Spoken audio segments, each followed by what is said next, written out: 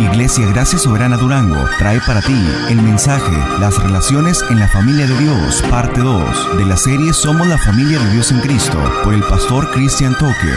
Búsquenos en Facebook, Gracia Soberana Durango.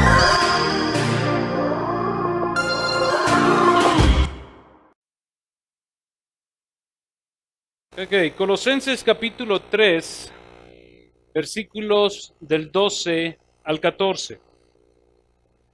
Entonces, como escogidos de Dios, santos y amados, revestíos de tierna compasión, de bondad, de humildad, de mansedumbre y paciencia, soportándose unos a otros y perdonándose unos a otros, si alguno tiene queja contra el otro. Como Cristo os perdonó, así también hacedlo vosotros. Y sobre todas estas cosas, vestíos de amor, que es el vínculo de la unidad. Quiero leer una versión que me acaban de enseñar ahorita, y dice lo siguiente: en vista de esto, ¿en vista de qué? De todo lo que Pablo ya habló en los capítulos 1, 2 y en los primeros capítulos del versículo 3, que hemos sido escogidos, que ahora Cristo es nuestra vida está escondida con Él, hemos resucitado en Cristo. Dice, en vista de esto, como elegidos de Dios, consagrados y predilectos, me gustó esta palabra, por eso la quise leer, como consagrados y predilectos, vestidos de ternura entrañable, de agrado, de humildad, de sencillez, de tolerancia, conllevaos mutuamente y perdonaos cuando uno tenga queja contra otro. El Señor os ha perdonado, haced vosotros lo mismo. Y por encima de qué, Pablo? Por encima de la bondad, de la tierna compasión, de la humildad, de la mansedumbre, dice, por encima de eso, ceñíos el amor mutuo, que es el cinturón perfecto. El domingo pasado comenzamos a explorar la manera en cómo las relaciones dentro de la iglesia deben de ser, dentro y fuera de la iglesia. Pero más que las relaciones, mi hermano, lo que hemos estado explorando es carácter cristiano. Cuando Pablo nos llama en el versículo 12 a que nos vistamos, él nos está llamando a que nos vistamos de Cristo. Cuando él nos habla que nos vistamos de humildad, nos dice vístanse de Cristo. Cuando nos llama a vestirnos de mansedumbre, nos está llamando a que nos vistamos de Cristo. Por eso, en el contexto del capítulo 3, en varias ocasiones, Pablo deja bien claro, ustedes han resucitado con Cristo, su vida está escondida en Cristo, Cristo es todo en ustedes, Cristo es lo mayor que ustedes pueden tener, en Él está la plenitud de toda la sabiduría del conocimiento. Dice, y ustedes entonces, como escogidos, amados y santos, vístanse de Cristo. Este vestir, mi hermano, tiene un propósito. Ve conmigo el versículo 10. Cada vez que tú y yo nos estamos revistiendo de Cristo, no solamente para nuestras relaciones personales, sino para en nuestro carácter interior, lo que nos estamos haciendo, lo que Dios está haciendo es llevándonos en un mayor crecimiento de santidad. Ve lo que dice. Voy a leer desde el versículo 9 para agarrar el contexto. Dice el versículo 9. No mintáis los unos a los otros, puesto que habéis que desechado el viejo hombre con sus malos hábitos y os habéis vestido del nuevo hombre. Aquí hay dos cosas. Pablo nos está diciendo, ya desecharon algo. Ya desecharon a este viejo hombre. no al que tienes en casa, al que tienes dentro de ti, a este viejo hombre, tu vieja naturaleza. La has desechado. Si no van a saliendo aquí. El pastor dijo que te desechara. No, aquí no dice eso.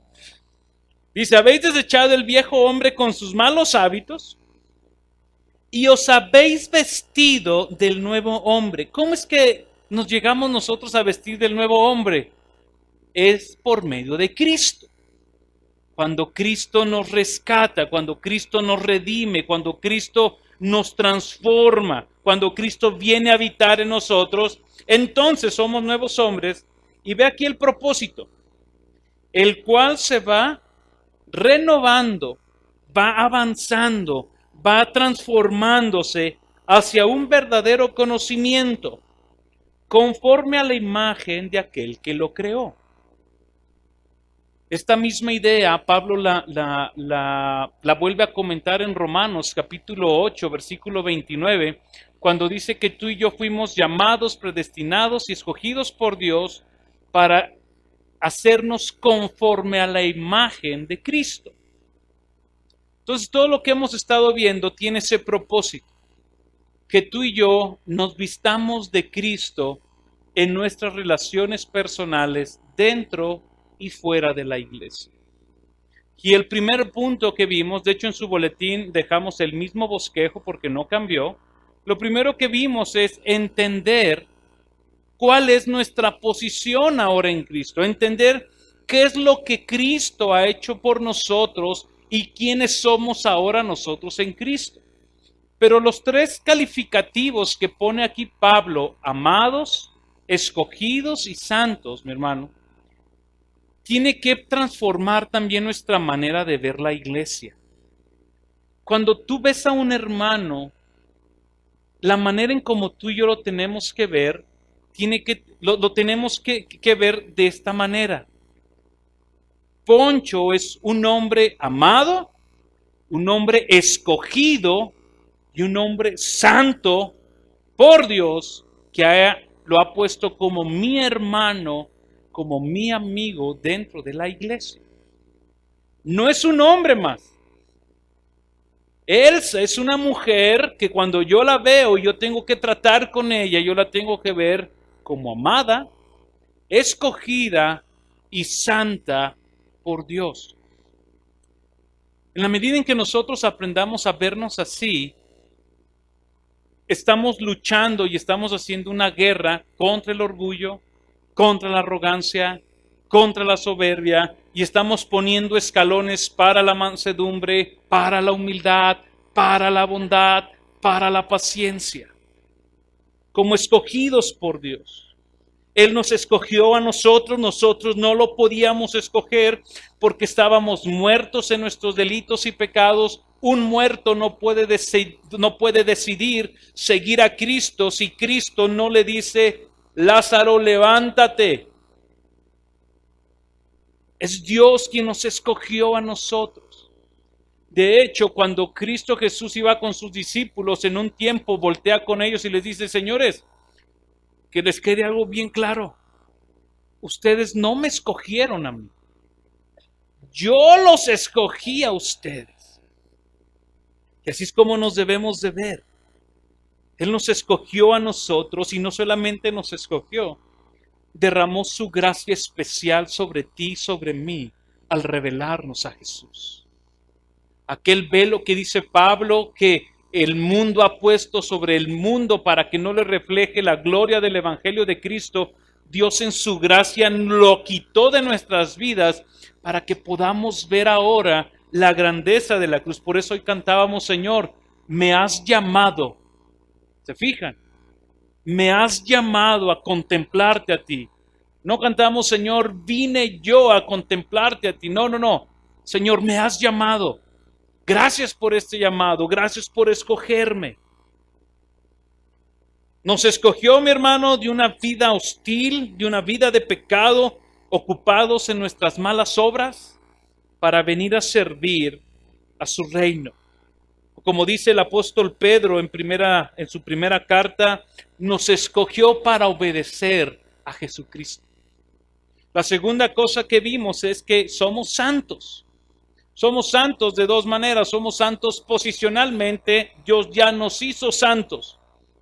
Pero ahora también somos santos progresivamente, porque Dios, al momento de hacernos santos, nos puso en una carrera donde tú y yo tenemos que desvestirnos todavía del gran pecado que nos acecha e irnos vistiendo de Cristo una vez más.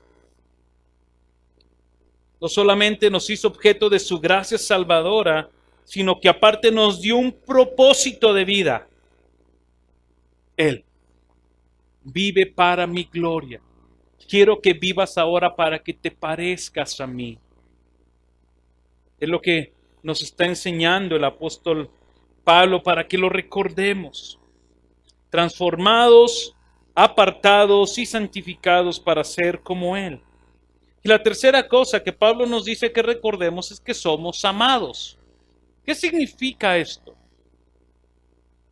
Tanto la elección de Dios como este amarnos, ¿verdad?, nos hace objetos de su amor especial para con nosotros. Cuando tú y yo, mi hermano, aceptamos, o cuando tú y yo respondimos en fe y en arrepentimiento a Cristo y fuimos unidos al Padre, el amor que el Padre tiene para el Hijo, el amor que el Hijo tiene para el Padre, ahora es un amor que nosotros podemos experimentar. Es un amor del cual ahora podemos gozar nosotros, porque ahora estamos unidos en Cristo. Entonces, así como el Padre ama a Cristo, el Padre nos ama a nosotros. Hemos sido amados por Él. Ahora gozamos esta bella comunión con el Padre. ¿Cómo demostró Dios su amor para con nosotros?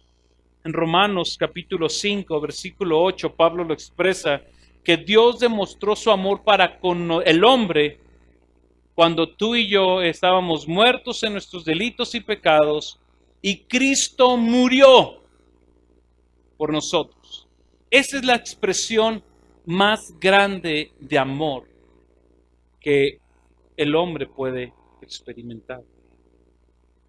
La segunda parte, entonces, cuando entendimos esto, Pablo entonces comienza a decirnos, ya que están vivos, ya que han resucitado con Cristo, ya que su vida está escondida en Cristo, ya que Cristo es su vida, ya que han desechado al viejo hombre con sus malos hábitos,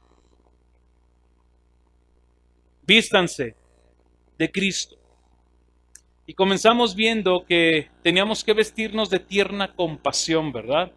Y explorábamos que esa tierna compasión tenía que ver con una preocupación genuina por la desgracia de las demás personas, un sentimiento donde teníamos una afectación, en nuestros sentimientos por los afectos de los demás. ¿Cómo es que aprendíamos nosotros esa compasión? Si nosotros no vemos primero la cruz, si nosotros no vemos primero la obra del Evangelio, si nosotros no vemos el carácter de Dios, es muy probable que malentendamos la mala compasión. El Antiguo Testamento nos habla que Dios es un Dios compasivo, un Dios clemente, un Dios tardo para la ira y grande en misericordia. El Nuevo Testamento nos presenta a un Jesús de tierna compasión. A mí me llama mucho la atención cuando Jesús ve a las grandes multitudes y dice el Evangelio, tuvo compasión de ellos, sus sentimientos fueron afectados por ellos, porque los vio como ovejas sin pastor, abatidas y angustiadas.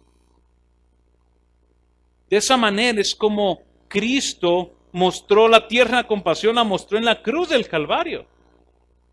Llevábamos o hablábamos la necesidad que tú y yo tenemos en nuestras relaciones personales de tener realmente esta compasión ante el sufrimiento de los demás. Realmente que nos duela. La segunda virtud que veíamos fue la de la bondad. Y veíamos que esta bondad no solamente es aparentar ser bondadoso, sino hablábamos que tiene que ver con los hechos de bondad. Alguien que es útil para las demás personas. Alguien que está decidida a servir a los demás con la intención de ver a esa persona avanzar. Yo les decía y les daba un ejemplo. Cuando alguien venga y te platique sus problemas, sus angustias, y tú seas movido a tierna compasión y después seas movido a tener bondad, no te quedes en el simple hecho de decir, en lo que necesites, cuentas conmigo. Yo decía, eso no sirve de nada. Actúa. Imagínense a Cristo diciéndonos eso, haciéndonos ver nuestro pecado y nos diga, bueno, aquí estoy yo para salvarte. Si necesitas algo, me avisas. Tomó la iniciativa. Se trata entonces de demostrar nuestra compasión por medio de la bondad. La tercera que veíamos era la humildad. Y la humildad es el carácter, veíamos este punto, ¿verdad? Es el carácter que afecta la manera de ver, la manera de tratar y la manera de amar a las demás personas. La humildad tiene que ver con el aspecto de ver a los demás como alguien más importante que yo.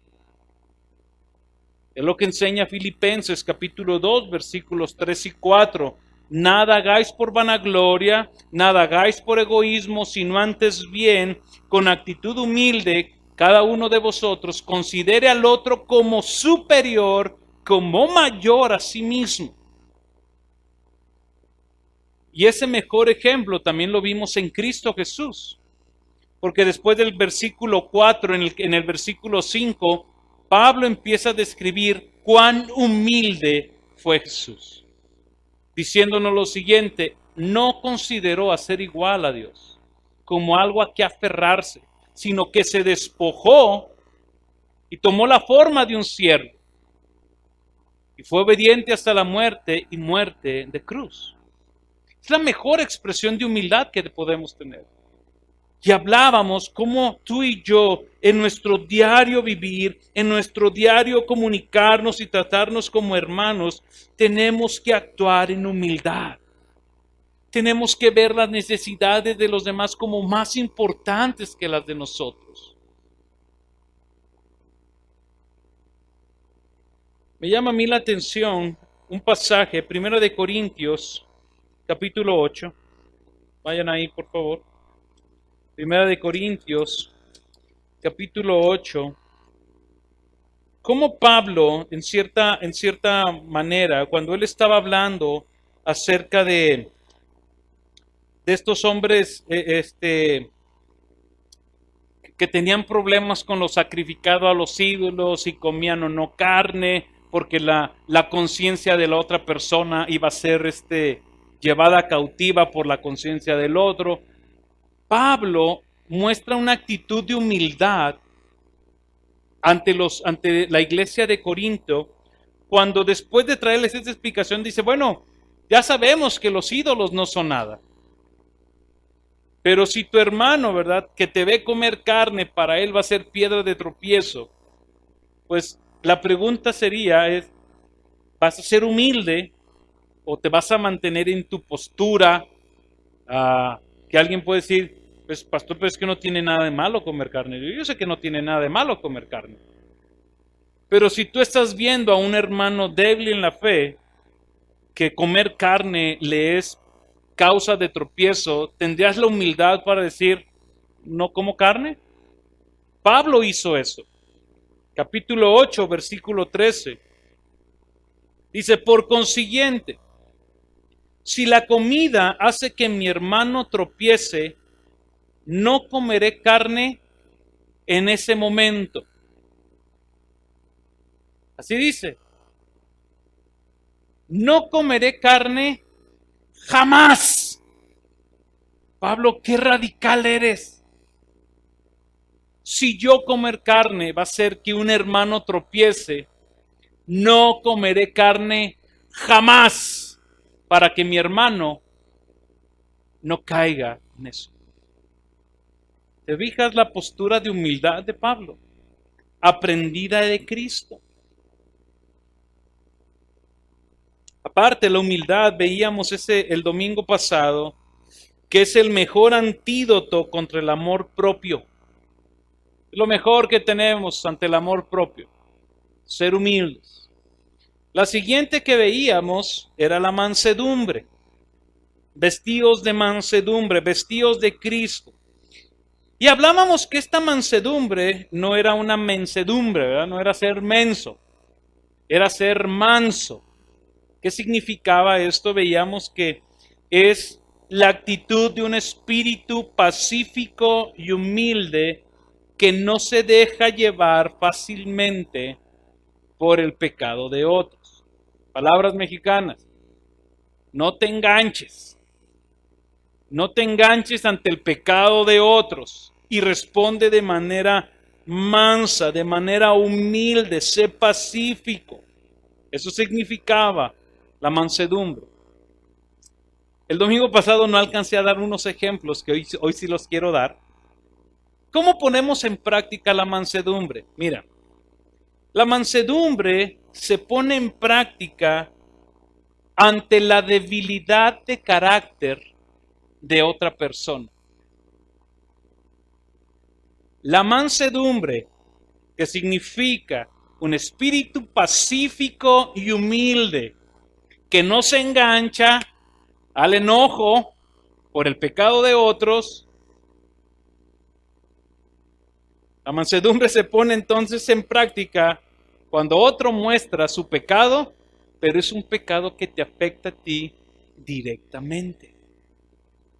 La persona mansa reconoce que ella también es pecadora, que ella también tiene flaquezas, reconoce que ella también depende de Dios, pero está dispuesta a llevar la carga o a soportar la ofensa de la persona. Y aquí es donde todo el mundo decimos, qué difícil, qué difícil. ¿Dónde más se nota la mansedumbre? Cuando tienes que, Poncho, la mansedumbre aparece donde debería aparecer ira.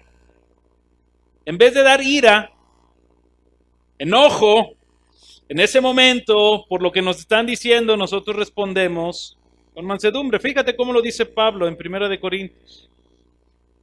Corintios, mi hermano, es una iglesia difícil, complicada, muchos problemas, muchos pecados vistos ahí.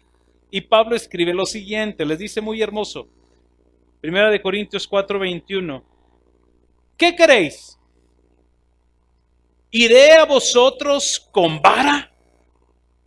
¿Quieren que vaya ahorita con vara, con la varita y le agarre a cada uno de ustedes por estas cosas que estoy escuchando? ¿O quieren que vaya con amor? ¿O quieren que vaya con un espíritu manso? Un espíritu donde no me voy a enganchar por lo que yo estoy viendo con ustedes y los voy a tratar con amor. ¿Dónde se pone en práctica la mansedumbre? Una más. Aquí en la iglesia. En lo que tú estás aquí sentado, escuchando la palabra de Dios. Tú podías estar respondiendo en tu corazón con enojo ante lo que se te está enseñando y decir, no, yo no tengo que ser misericordioso. No, yo no tengo que ser paciente. Yo no quiero responder con mansedumbre. Yo no quiero tener compasión. Pero es una lucha, no conmigo, una lucha con la palabra de Dios. Por eso Pablo, o el Espíritu de Dios, trayendo palabra a través de Santiago, dice lo siguiente. Santiago capítulo 1, versículo 21. Dice, por lo cual, desechando toda inmundicia y toda abundancia de malicia, recibid con mansedumbre o con humildad, dice la Reina Valera 60. La de las Américas dice humildad. La Reina Valera 60 utiliza la palabra mansedumbre. Dice, recibid con mansedumbre la palabra implantada, la cual te puede hacer salvo. ¿Qué quiere decir?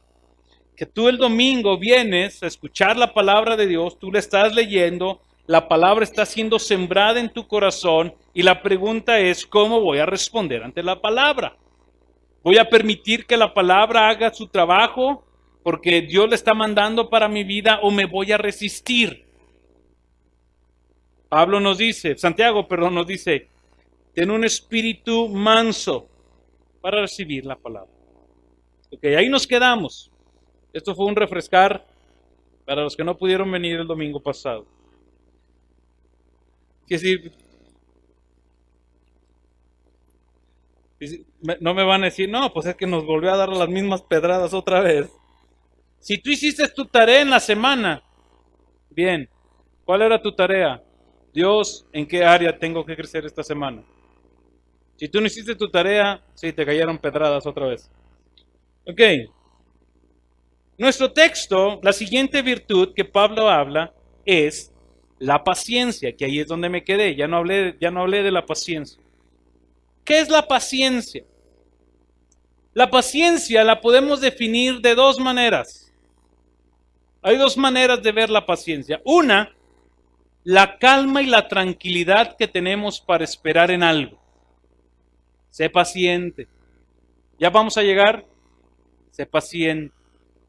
¿Ya vamos a llegar? Dicen los niños. Sé paciente. Bueno, no les decimos sé paciente, ¿verdad? ¿Ya vamos a llegar? Sé paciente. Pero la segunda manera en cómo podemos definir la paciencia es la virtud. Se parece mucho a la mansedumbre. Nada más que la mansedumbre dice no te enganchas con facilidad. La paciencia es la virtud que una persona que está vestido de Cristo tiene para soportar las ofensas de otros y no responder con enojo. Y todos decimos, amén. Paciencia es la virtud que tiene una persona que está vestida de Cristo para soportar las ofensas de otro y no responder con enojo. Dios, ¿alguien ha orado así? Señor Dios, hazme paciente. ¿Alguien ha orado por paciencia? ¿Sí? Ya saben por lo que están pidiendo. Dice William Barclay, el hombre que tiene un espíritu paciente, la insensatez y la terquedad de otros no lo llevan a actuar con cinismo ni desesperación. Una vez más, el hombre que tiene un espíritu paciente, la insensatez, la terquedad de otro, nunca lo lleva a responder con cinismo o a la desesperación. Y agrega lo siguiente, y los insultos y los agravios de otro nunca producen en él amargura ni ira. Esta paciencia, ¿de dónde la tomamos? De Cristo. Cristo fue paciente. No de la primera definición de una tranquilidad para esperar que llegue algo. Cristo fue paciente. Él soportó la ofensa. Él soportó el castigo. Quedó mudo, no abrió su boca por amor. Y cuando abrió su boca, lo que él dijo es, Padre, perdónalos, porque no saben lo que hacen. Y las segundas palabras que dijo es, Señor, ¿por qué me has abandonado? Y después dijo, consumado es. Si él no hubiera sido paciente, hubiera escuchado al otro ladrón de, pues bájate y bájanos a nosotros y aquí hacemos una rebambaramba. Pero él fue paciente. ¿Qué tanto, mi hermano, pasas por alto? ¿Qué tanto soportas la insensatez, la terquedad, los insultos de otras personas y tú te quedas pacientemente esperando en el Señor? Y citando el pasaje de, mía es la venganza, dice el Señor.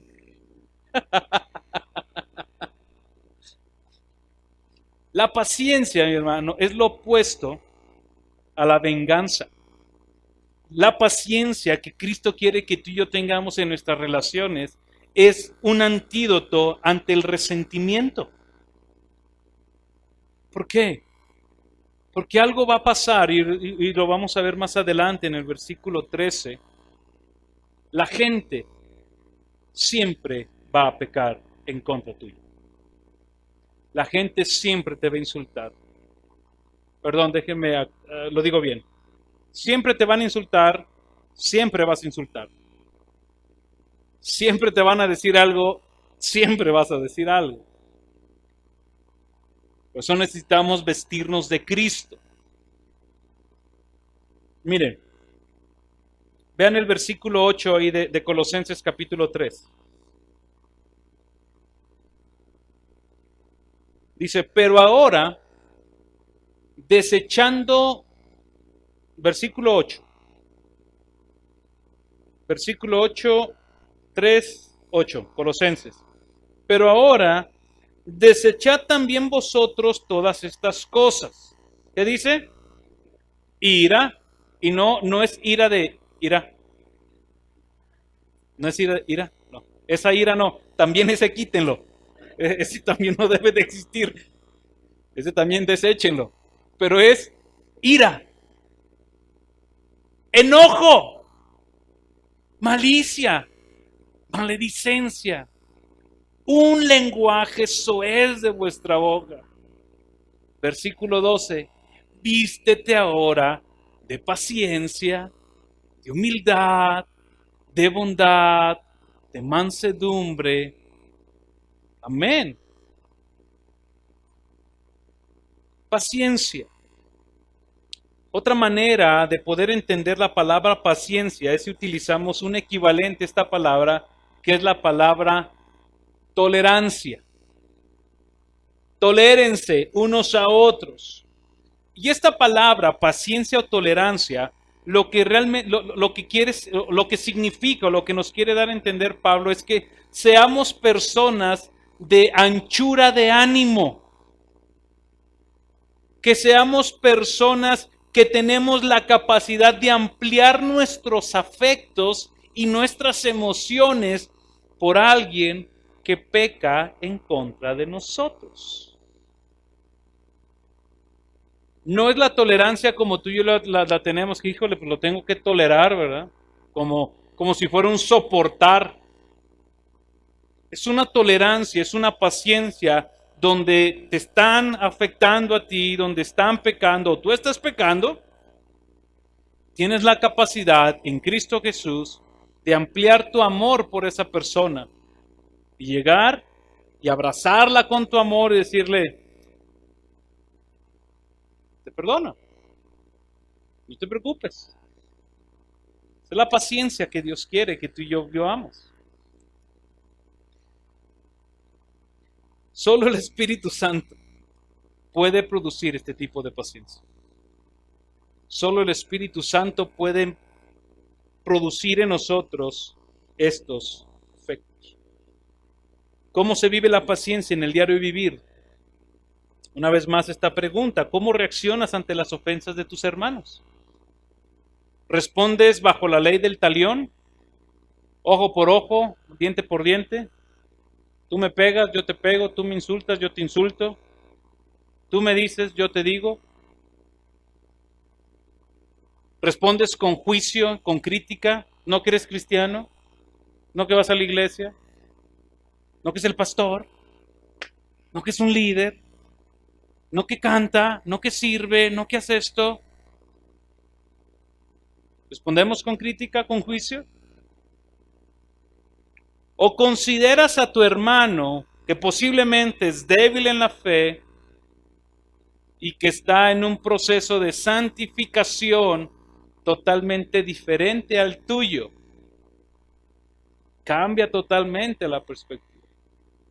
Cuando yo lo veo con juicio, cuando yo lo veo diente por diente, ojo por ojo, yo no estoy viendo a mi hermano ni como escogido, ni como santo, ni como amado de Dios. Lo estoy viendo como un pecador que se está cociendo en sus jugos pecadores y que no conoce del Evangelio. Pero cuando yo veo a mi hermano como amado, escogido y santo, y veo su debilidad, yo puedo decir, mi hermano está en un proceso de santificación en el cual Dios lo está llevando a ser cada vez más como Cristo, y él está batallando con este pecado, y yo le tengo que ayudar. Yo tengo que estar ahí con él.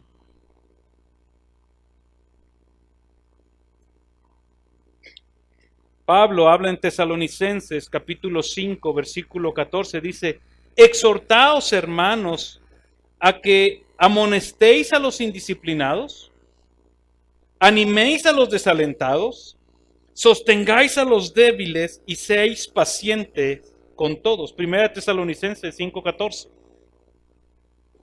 Fíjate cómo Pablo aquí comienza con algo. Dice, exhórtense. Termina diciendo, sean pacientes con todos. Pero esta paciencia, mi hermano, este soportar, el decir, bueno, el hermano está actuando de manera pecaminosa, el hermano está ofendiendo, o el hermano algo está haciendo, ¿verdad? Está actuando de manera errónea. Dice Pablo, sean pacientes con todos. Y alguien puede decir, no me juzgues, ora por mí. Sí, está bien, vamos a orar por ti. Pero tú no puedes quitar todo el contexto de lo que Pablo está diciendo ahí. Pablo dice y comienza el texto diciendo, exhórtalo. La paciencia no excluye la exhortación.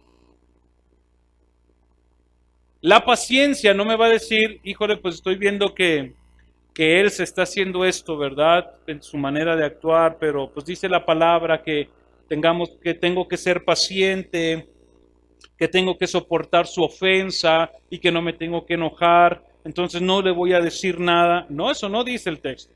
El texto comienza, dice, exhórtense, amonéstense. ¿A quiénes? A los indisciplinados, animen a los que están decaídos, sostengan a los débiles en la fe. Y sean pacientes con todos. La paciencia no excluye la exhortación ante el pecado de tu hermano, y tampoco la paciencia excluye la confrontación con el pecado de tu hermano. Pero este tiene que ser de manera amorosa, revestido de amor. ¿De dónde aprendemos esta paciencia? La aprendemos de Cristo, la aprendemos del Padre. Dios ha mostrado su paciencia y su tolerancia a los hombres que son merecedores de ira, soportando sus transgresiones y concediéndoles gracia. Así es como Dios te trató a ti y a mí con paciencia. La paciencia de Dios contigo y conmigo fue esta. No nos dio lo que realmente merecíamos. Lo que realmente tú y yo merecíamos por nuestra condición de pecado es muerte, ira, juicio, una eternidad sin Dios, apartados de las promesas del Padre, viviendo en este mundo sin Dios, sin esperanza.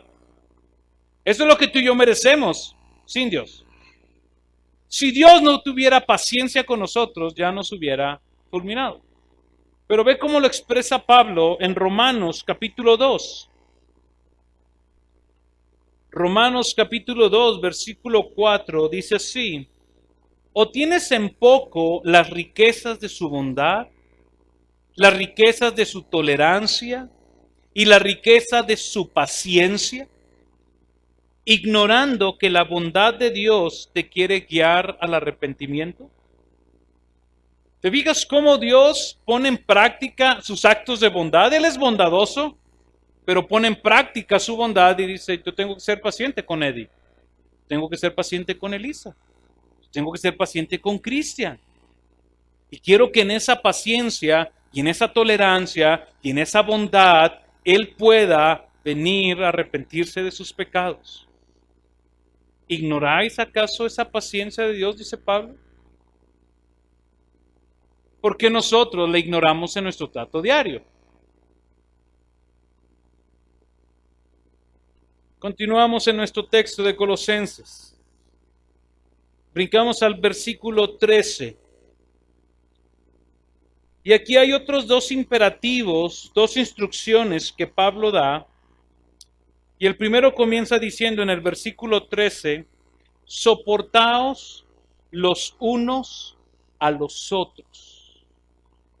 La versión NBI o Nueva Versión Internacional lo define, tolérense los unos a los otros. La Nueva Traducción Viviente dice, sean comprensivos con las faltas de los demás. ¿Qué significa el soportarnos? No es la misma definición que tú y yo tenemos de, una vez más, híjole, lo tolero y lo soporto, porque pues no me queda de otra. Está aquí en la iglesia y viene los domingos, ¿verdad? Y me saluda. Dice un comentarista que se llama Samuel Pérez Milos, dice lo siguiente de esta virtud. Esta virtud es la consecuencia visible de la paciencia. ¿Quieres ver mi paciencia viviendo o actuando? Sopórtense los unos a los otros. ¿Qué significa esta palabra? Esta palabra, lo que Pablo realmente quiere darnos a entender, mi hermano, es la necesidad de mantener arriba algo o a alguien. Es servir de banco para que alguien se suba en tu espalda para alcanzar algo o alguien. Es servir como un banco de soporte para que tus hermanos puedan alcanzar un objetivo. En la vida diaria eso no se oye padre. Yo les dije el domingo pasado, estas virtudes no son virtudes donde la gente va a ser, donde vas a hacer que la gente te vea grande. Son virtudes donde posiblemente la gente te va a ver y te va a decir, ¿qué onda contigo? Pero aquí tú tienes que tener algo en mente. Pablo decía, ¿quiero agradar a Dios o quiero agradar a los hombres? ¿A quién quieres agradar? El que soporta a alguien tiene o es capaz de sufrir la carga del soportado. Y esto lo hace con paciencia, porque tiene el deseo de servirle al otro en medio de su debilidad. El soportarnos los unos a los otros es tener la capacidad de sufrir y de aguantar al que estamos cargando con paciencia. Con paciencia. A veces, yo les decía, hay muchas áreas que yo necesito trabajar en mi vida y una de esas es esta, la paciencia. A veces uno quisiera que unos ya corrieran, ¿verdad? Que decían, oye, ustedes ya tienen 20 años en el evangelio, o sea, ya corran, ya tienen que estar haciendo otra cosa. Y no otra vez volviendo a los elementos, a los rudimentos de la fe cristiana, ¿verdad? Muy sencillo. Pero yo tengo que trabajar con esa área en mi vida. Tengo que trabajar esa área con mis hijos también. Ser más paciente, soportar, a tolerar con paciencia. ¿Por qué? Porque entendemos, mi hermano, que somos amados, escogidos por Dios, que tenemos un proceso y cada uno vivimos diferentes situaciones. Y nos toca soportarnos. Nos toca llegar a decir, híjole, Sergio, súbete, yo te llevo. Yo te cargo. Si voy contigo una milla, pues voy a dar una milla extra. Súbete, yo te llevo en mis hombros. Yo te enseño. ¿Cuál es el peligro de soportarnos los unos a los otros? El peligro es el siguiente. Que el que se sube en la espalda puede tender a quitarse la responsabilidad de su vida cristiana y decir, es que el pastor ya no me buscó. Es que Kimberly ya no me habló. Es que la hermana Betty ya no me buscó, ya no me dijo nada. Es que Benecer me dijo que me iba a hablar y ya no me habló. El soportarnos no te quita a ti la responsabilidad de tu crecimiento cristiano. Usando las palabras de mi mamá, el interés tiene pies. O sea, yo quiero salir adelante, yo necesito ayuda. O sea, si me voy a subir a Cristian, me voy a subir a Cristian con la responsabilidad y el conocimiento de que tiene que llegar un momento donde yo diga, aquí me bajo. Ya vamos caminando hombro a hombro. Pero en ese proceso tenemos que cargarnos los unos a los otros. De esta manera, mi hermano, es como tú y yo ponemos también en práctica el amor. ¿Por qué? Porque somos capaces de soportar, de tolerar y de no tomar en cuenta las ofensas recibidas y nunca tomarlas como pretexto para separarnos o para alejarnos. Porque en lo que tú llevas a alguien cargado, pues a lo mejor te va a encajar aquí, ¿verdad? Los pies, los codos, y tú vas a empezar a sufrir. Va a llegar un momento, a lo mejor vas a decir, ¿sabes qué? Ya, bájate. Pero cuando mostramos amor, soportamos eso. Por amor al hermano. Porque queremos verlo crecer. Pero tú y yo tenemos que ir con el entendimiento de que tú eres responsable de tu vida. Y una persona, cuando nos soportamos los unos a los otros, entonces las cosas que nos hacemos, mi hermano, no las vamos a tomar para alejarnos. Decir, ya me hizo. Mira, le ofrecí la ayuda. Hay un dicho mexicano, ¿verdad? Que dice, no, es que tanto rogarle para divertirlo. Como que no. Aquí no aplica eso. La intolerancia, lo único que va a traer como consecuencia es que nuestras relaciones se fragmenten e incluso que lleguemos a la división en la iglesia.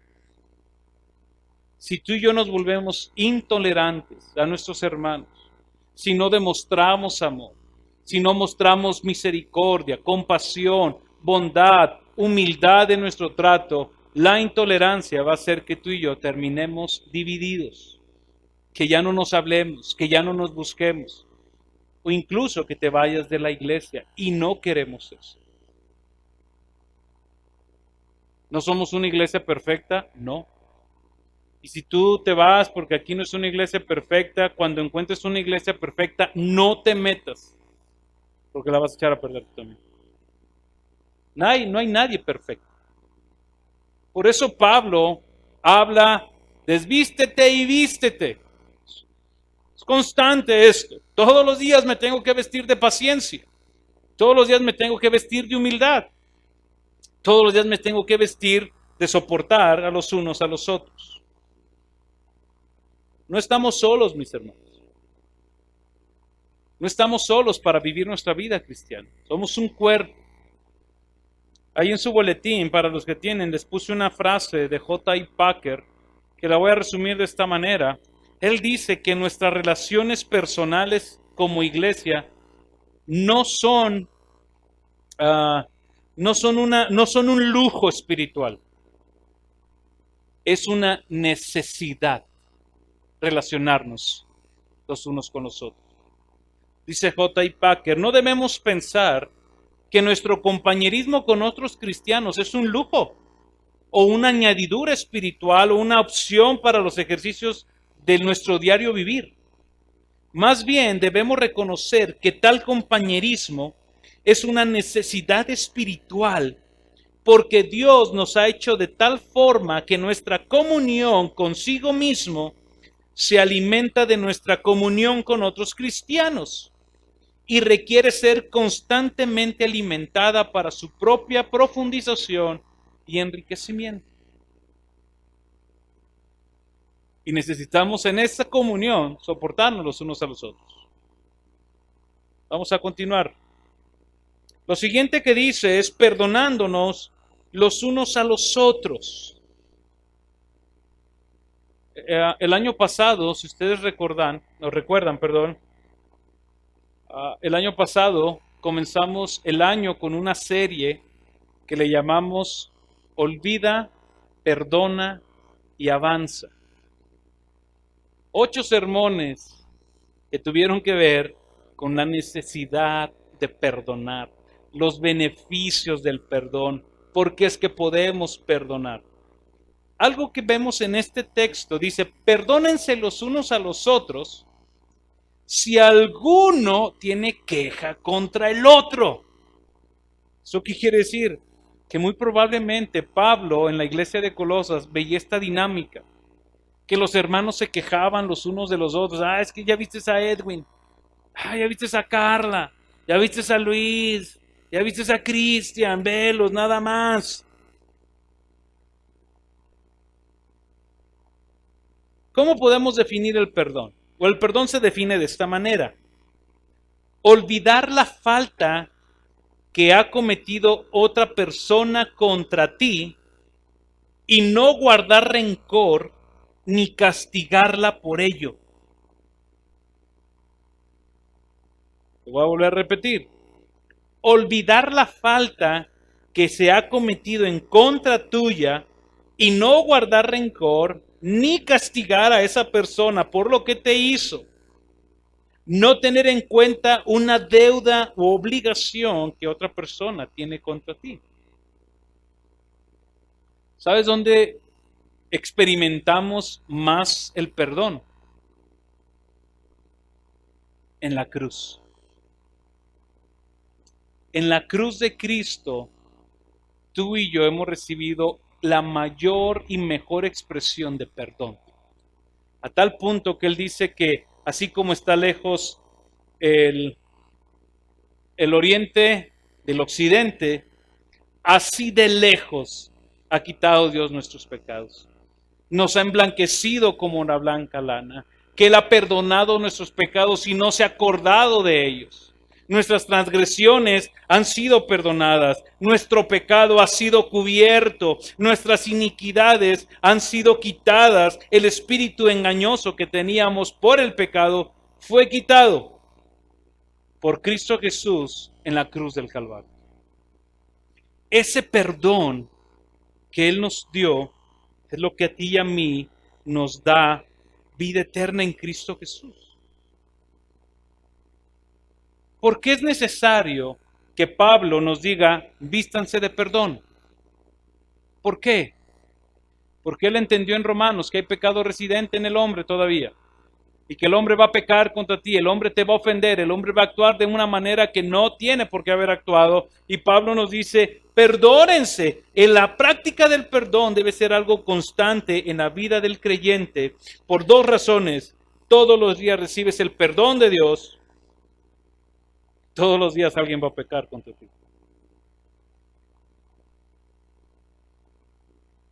Cuando tú y yo perdonamos, mi hermano, es cuando más nos parecemos a Cristo. ¿Quieres parecerte más a Cristo? ¿Quién quiere parecerse más a Cristo? Conste, ustedes levantaron la mano. Cuando perdonas, te pareces más a Cristo. El perdón viene incluido en la oración del Padre Nuestro. Jesús dijo, perdonen 70 veces 7. ¿Cuántas veces, Señor? 70 veces 7. Si confiesan sus pecados, tienen un abogado que perdona sus pecados. Si ustedes no perdonan a quien se los ofende, ustedes tampoco van a ser perdonados. Cuando tú y yo perdonamos, nos estamos pareciendo más a Cristo.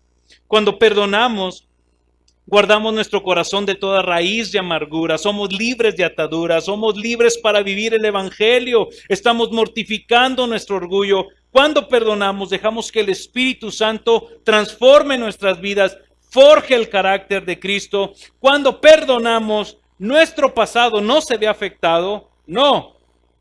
La ofensa ahí está. Lo que se ve afectado es nuestro presente y nuestro futuro. Porque si tú no perdonas, tú vas a cosechar tu falta de perdón o tu amargura, la vas a cegar más adelante en tu vida. Tienes que aprender a perdonar porque Cristo te ha perdonado. Cuando tú no perdonas, ¿eres tierra fácil para la amargura? ¿Eres un potencial para las divisiones y las calumnias? Cuando tú no aprendes a perdonar, tú te conviertes en una persona que anda regando basura por todos lados en el corazón de las demás personas. Cuando tú no perdonas, tú no experimentas la libertad de Cristo. Cuando tú no perdonas, tú te mantienes estancado en tu cristianismo. ¿Por qué podemos perdonar entonces?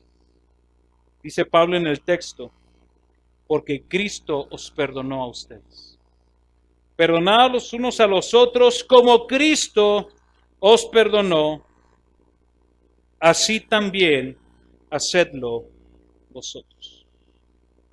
Y por último, con esto terminamos. Alguien decir, sí, ya pastor, ya párele. Verso 14 de nuestro pasaje.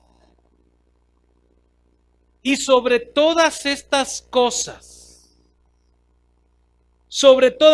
cosas, tierna compasión, bondad, humildad, mansedumbre, paciencia, soportándose los unos a los otros y perdonándose. Sobre todas estas cosas, vestíos de amor, que es el vínculo de la unidad.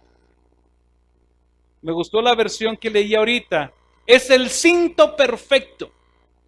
Pareciese ser que Pablo está ilustrándonos como si él tuviera ese cinto de amor y estuviera abrazando a las demás virtudes y las estuviera juntando en una sola y diciendo, para que esto funcione, ustedes tienen que vestirse de amor. Tiene que haber amor entre ustedes. Este amor es el cinto que ajusta todas estas virtudes. El amor es la calidad moral más importante en la vida de un creyente. Cuando tú lees 1 Corintios capítulo 13, Pablo habla muy claro y dice, tú puedes saber mucha teología, tú puedes hablar muchas lenguas, tú puedes ir aquí, puedes ir allá, puedes hacer muchas cosas, pero si no tienes amor, nada eres. Nada eres. Tus libros de teología, tus posturas escatológicas, tu postura doctrinal, si hablas lenguas angelicales, si hablas el don de lenguas, si hablas profecía, hagas lo que quieras. Si no tienes amor, nada eres. Por eso Pablo hace este énfasis: sobre todas las cosas, vístanse de amor. Si tú no tienes amor por tus hermanos, ¿qué te va a motivar velar por sus intereses? Nada. Si tú no tienes amor por tus hermanos, ¿qué te va a motivar mostrar compasión ante sus desgracias? Si tú no tienes amor por tus hermanos, ¿qué te va a motivar a pasar por alto las ofensas? Si tú no tienes amor por tus hermanos, ¿qué te va a motivar a querer pasar tiempo con ellos ahorita en la tarde aquí? ¿Qué te va a motivar? ¿Te puede motivar la comida? Sí. Y todos son bienvenidos. Pero dice Pablo, ante esas cosas, vístanse de amor. Últimos pasajes, vayan a 1 de Juan, capítulo 3, versículo 10. ¿Por qué es importante el amor? Primero, porque Dios es amor.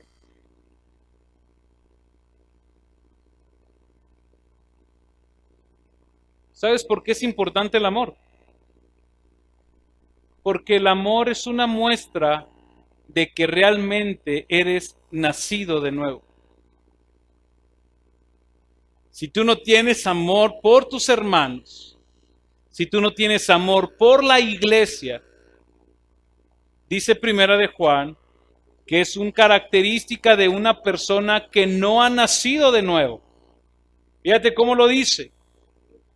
En esto se reconoce a los hijos de Dios.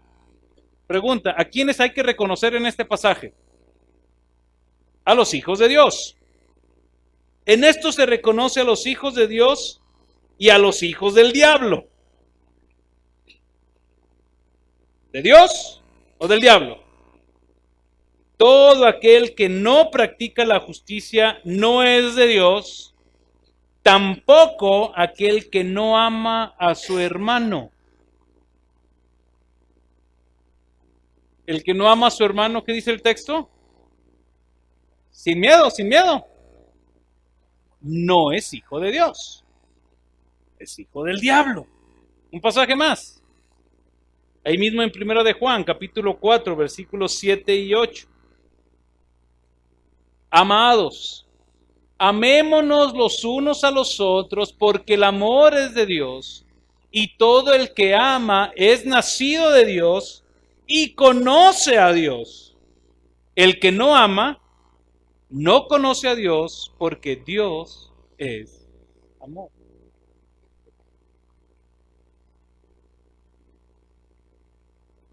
Con esto cierro. Ya no te voy a decir si esta semana tienes que poner en práctica paciencia, mansedumbre. Lo voy a englobar en esta pregunta. ¿Qué tanto estás amando a la iglesia?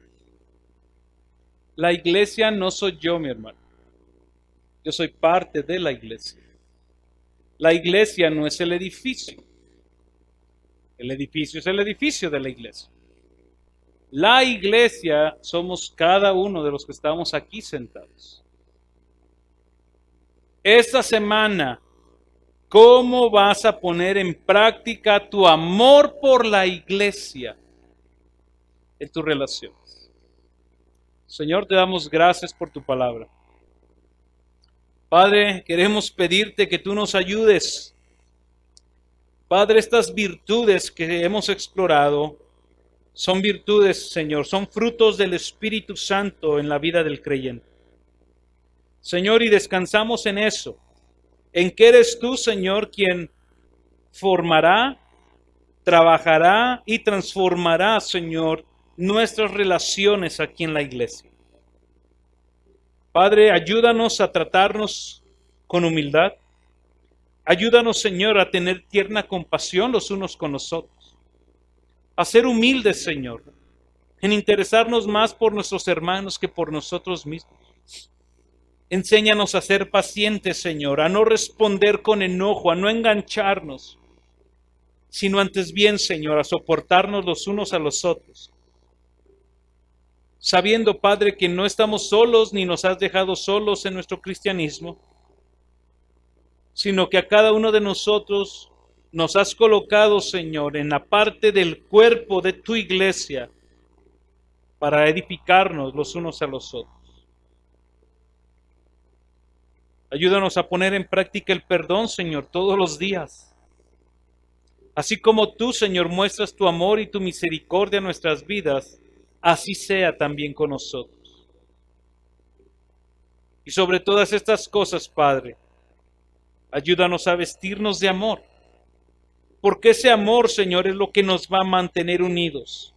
Es el cinto, Señor, que debemos de tomar cada uno de nosotros, mano a mano, Señor, para abrazar a tu iglesia y mantenernos unidos. Padre, porque conforme vamos a ir creciendo en número, en conocimiento, y conforme vaya pasando el tiempo, Señor, nuestras vidas van a ser moldeadas. Áreas de nuestro carácter van a surgir, Señor. Por eso te rogamos, Padre, ayúdanos. Ayúdanos tú, Espíritu Santo. Forma en nosotros estas virtudes. Hazlas una realidad en nosotros. Estas virtudes solamente las puede hacer el Espíritu Santo. Pero antes de hacer eso en tu vida, si tú no has entregado tu vida a Cristo, lo primero que Dios quiere formar en ti es la imagen de Jesús en ti. Lo que Él quiere hacer antes de darte pasión, compasión, misericordia, es darte vida eterna. Si tú nunca has entregado tu vida a Cristo y dices, Cristian, yo quiero que Dios forme en mí esas virtudes, Te invito a que donde tú estás le digas, Señor, perdona mis pecados. He entendido, Señor, que solamente tú puedes perdonar mi pecado y limpiarme de toda maldad. Solamente tú puedes perdonarme y darme vida eterna. Hoy me arrepiento de mis pecados. Hoy renuncio a esta vida de hostilidad que he vivido hacia ti. Te pido, Señor, que me des fe y arrepentimiento para responder a ti. Señor, y que mi nombre esté escrito en el libro de la vida. En el nombre de Jesús, Señor, te damos gracias. Amén y amén. Búscanos en Facebook y YouTube como Iglesia Gracia Soberana Durango y disfruta de este y otros mensajes. Visítanos, estamos en calle Alberto Terrones, número 733, zona Centro Sur, Durango. Estaremos contentos de recibirte.